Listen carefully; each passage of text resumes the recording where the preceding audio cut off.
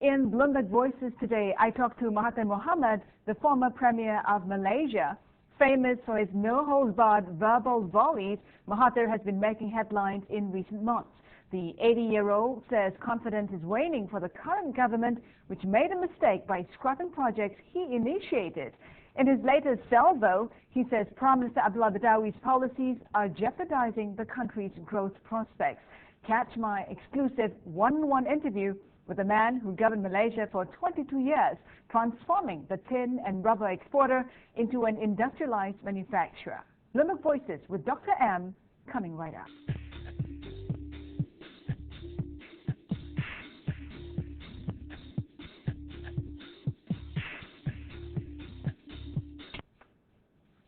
I'm Bloomberg's Susan Lee, and here's today's look at the Asian markets. The Asian benchmarks across the region added to Friday's gains.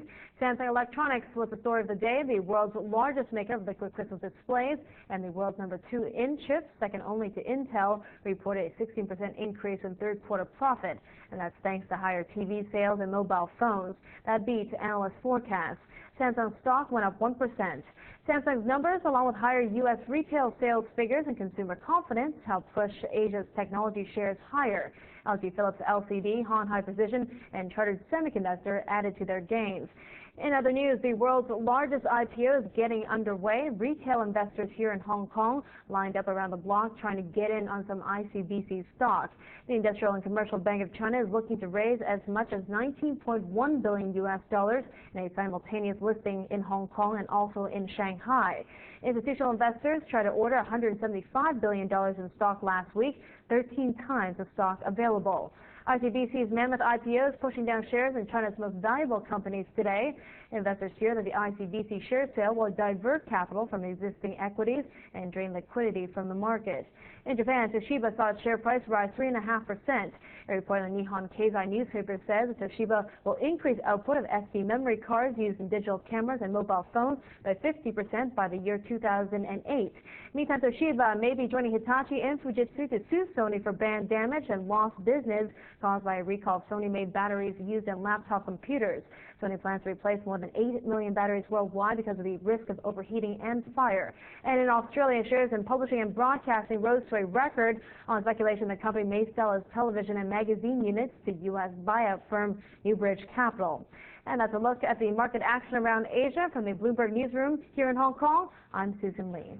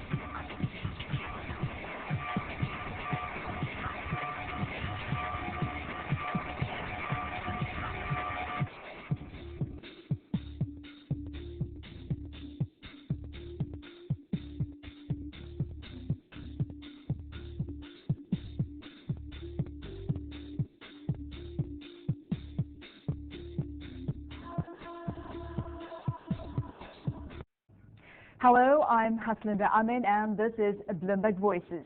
My guest today is Mahathir Mohamad, the former Premier of Malaysia, who was in power for 22 years. Known for his verbal volleys, Mahathir has made no apologies for criticizing his handpicked successor, Abdullah Badawi. He says Abdullah's decision to scrap projects he initiated, including a bridge to neighboring Singapore and a rail project amounting to $3.8 billion, is flawed. I sat down with Mahathir in Putrajaya outside Kuala Lumpur. I asked him if the verbal attacks were absolutely necessary. It is affecting the nation and the growth of the country. It is not personal. I don't care whether my projects are dropped or not, if they are done with the intention of achieving better results. But I don't see any new projects coming in which would boost the economy. And I don't see how putting claims on the papers, threatening people, if they don't support, they might lose their jobs, they might lose whatever it is that they have, as being good for Malaysia. But it is Prime Minister Abdullah's reign, and he has every right to reverse earlier decisions if he thinks that those policies would work better for exactly the country. If they are better for the country. But the problem is that they are not better for the country. He is at liberty to have his own approaches, his own policies, but they must be good for the country. But I see that they are not doing anything good at all for the country. In the last 3 years, I don't see any change for the better. Why do you say that? Give us some examples on how perhaps the country can do better economically. Well, evidence shows that foreign direct investment, for example, has gone down, and people have, well, not loudly said it, but they have lost confidence in the administration. People in this country have to go and earn money out of the country. They have no opportunities in this country, and the thriving industry like Proton, for example, has become a loss-making industry. Are you suggesting that perhaps the scrapping of the Bakun Dam, for example, was a mistake in the sense that it would have helped growth in the country? The Bakun Dam has not been scrapped. It is still going on.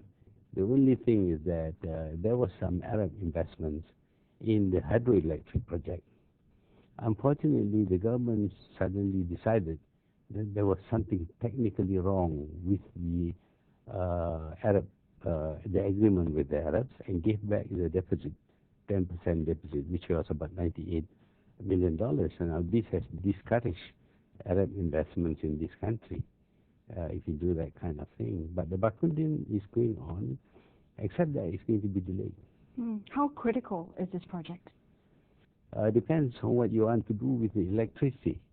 If you want to use the electricity to power industries like aluminum smelter, yes. But if you bring the electricity across the seas to the peninsula, the cost of doing that would negate the lower cost of hydroelectric projects. A New Straits Times report cited you as saying that you'll stop attacking the government if it goes ahead with the bridge to Singapore. Is that true? It's not quite right. I will still criticize the government if they do something that is wrong. How significant? Why is this bridge to Singapore so important? Well, there are many reasons for it. One of which, of course, is that we have a need to do something about the congestion in Johor Bahru at the point where the people get on to the causeway. That is one of the primary objects. The other thing is we would like to see the water flow east-west, west-east, because there is a lot of pollution there because the water is quite stagnant. Then we would like to see people being able to travel along the straits from east to west and vice versa. There would be yachts using the straits. There could even be transportation of containers, which today takes almost 24 hours to go around Singapore. Within a few hours, they could cross from east to west, say from one port to another. If I could turn your attention to Prime Minister Abdullah's administration, it'll be 3 years old at the end of this month. What's your assessment of his government?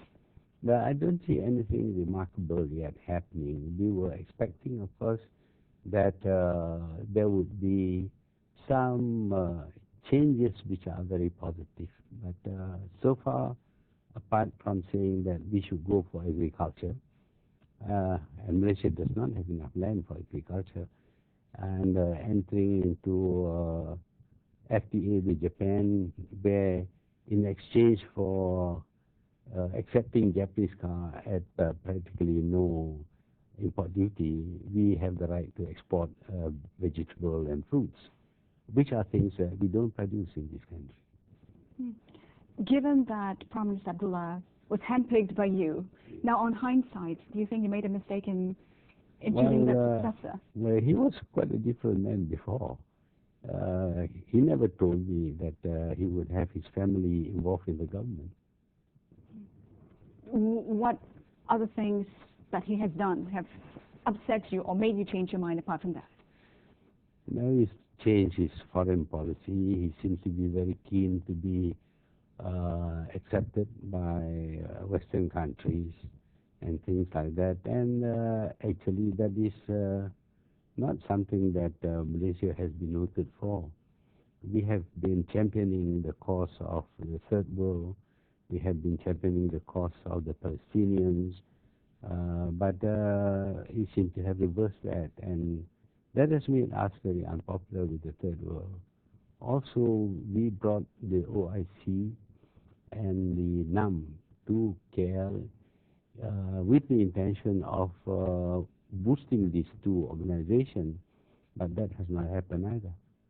Despite the, excuse the expression, but scathing remarks that you held at Prime Minister Abdullah, he has come out to say that he holds no ill feelings towards you. How are your relations with the Prime Minister? Yeah, he holds no ill feeling. He says he's my friend. But on the other hand, he muzzles me.